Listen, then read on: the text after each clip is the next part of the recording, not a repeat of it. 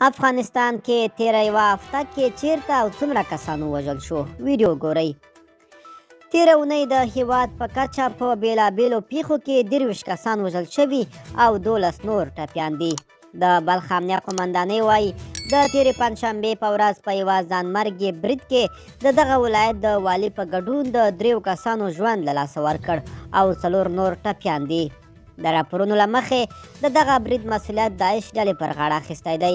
دغه راز یاد ولایت امنیتي چارواکي وایي په مزار شریف ښار کې د ځانګړو عملیاتو په ترڅ کې 8 انسان تښتونکي وژل شوي دي، خو د وژل شوي کسانو خپلوان ادعا کوي چې دغه کسان بې ګناه وژل شوي او په دې برخه کې د عدالت غوښتنه کوي.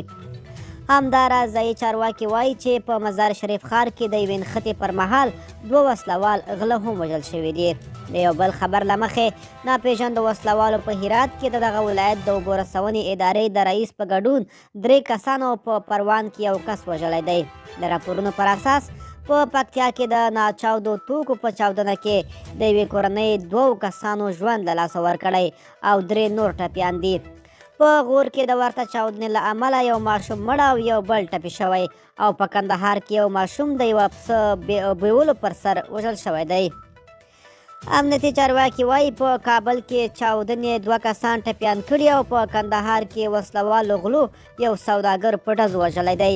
یادونه د مرګ ژوبلې یادې شمیرې په ژواک ته د رسېدلو راپورونه له مخې ښودلي شوي، خو کیدای شي د ځینو پیښو په اړه یې راپورونه نه وي ترلاسه کړي او یا سرچینو د مرګ ژوبلې کره شمیره نه وي ښودلې. د دونې وړ ده چې نن هم مزار شریف کې چاودنه وشوه او دا چاودنه د خبریالانو په یوه غونډه کې وشوه. خلک وایي د طالبانو بعضې کړنې د لا سخت جنګ لپاره زمینه برابروي.